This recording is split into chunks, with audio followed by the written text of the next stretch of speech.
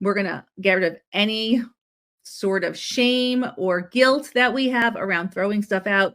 If that is the best strategy for you, it is okay to throw your stuff out. When we declutter something, even if we spend hours finding the perfect home for it, once it leaves our possession, we have zero control over what happens to it. None. Zero. So there's a good chance that it's going to end up in the garbage. In fact, there's a definite chance that everything is going to end up in the trash one day. 100%. Every single thing that we own, the homes that we live in, cars that we drive, the shoes that we wear, everything will end up in a landfill one day. That is the cold hard truth.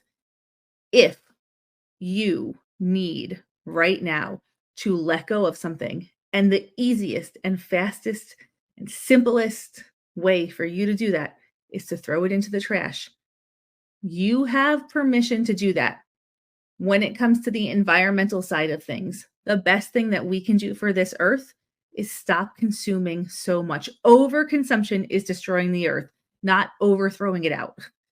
Everything's going to end up in the trash one day. It's overconsumption that is the problem. It's very difficult to make what we would consider to be logical, ethical choices about what we're consuming when we have so much overwhelm from the stuff in our homes. When we're so overwhelmed that we don't even know what pile to start on, how can we possibly spend time and do the research to make us feel comfortable with our purchases, right?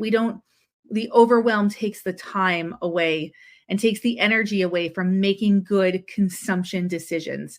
So really, by putting your stuff into the trash and reducing the visual, physical, and mental overwhelm in your house, you're going to be able to make better decisions about consumption in the future. That's actually an environmentally friendly thing to do. The best strategy for letting things go is the easiest and simplest thing for you to do.